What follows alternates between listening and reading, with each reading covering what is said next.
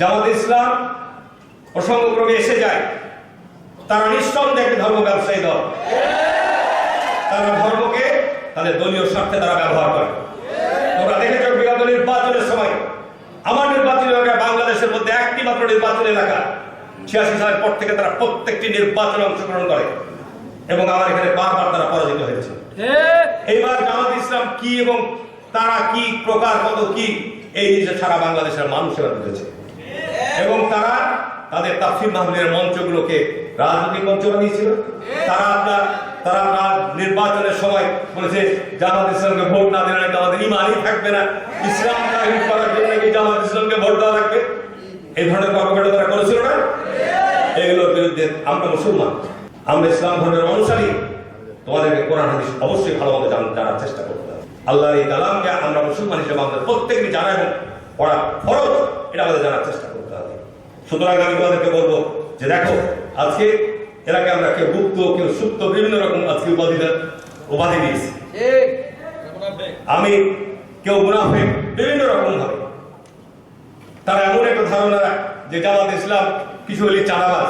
সারা বাংলাদেশে যদি চাঁদাবাজের তালিকা জাতীয়ভাবে প্রকাশ করা হয় তার মধ্যে বিপুল পরিমাণ অংশ পাওয়া যাবে জামাত ইসলাম।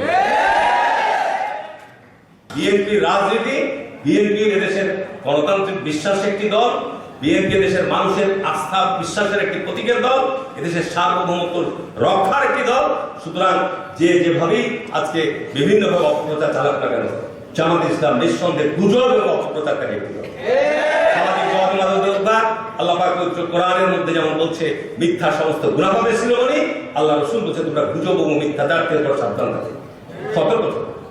এই বাহিনী সারা বাংলাদেশে গুজব এবং অপপ্রচার ছড়াতে ব্যস্ত। আজকে বাংলাদেশের ধর্ষণের যে চিত্রগুলো আমরা দেখছি, বহু জামাত ইসলামের নেতা কর্মীরা ধর্ষণের সাথে কি ঠিক না বেশি বলছি, তারা ধর্ম নিয়ে দল করে, দেখলে অপরাধ না? কয়জন জামাত ইসলামের কর্মীকে বহিষ্কার শুধু নয়, কোরআনের আইন অনুযায়ী তাদের ফাঁসি হওয়া উচিত। সুতরাং জামাতের নেতা কর্মী যারা অপরাধের সঙ্গে জড়িত প্রকাশ্য আসছে সামাজিক যোগাযোগ মাধ্যমে, আইনের আশ্রয় কেন তাদেরকে ফাঁসি দাও। তোমরা নাকি শরিয়া জামাত নির্বাচন বলছে আমরা শরিয়া আইন পালন করবো না। সুতরাং এসব ব্যাপারে তোমাদের অবশ্যই ছাত্র রাজনীতির এমন একটা ক্ষেত্র, মুক্ত মত প্রকাশের জায়গা তোমাদের অত্যন্ত বড় আহ্বান। সুতরাং আমাদের কথা দিতে হবে তোমাদেরকে যে আমাদের জেলায় ছাত্রদলকে একটা আদর্শ, একটা শিক্ষিত, একটা মেধাবী ছাত্র সংগঠন পাবে। এই বছরের মধ্যে তোমাদের সদস্য সংঘ অভিযান তোমরা শুরু করবা। সদস্য সংঘের মধ্য দিয়ে কলেজে, উপজেলায়, থানায় কমিটি গঠন করে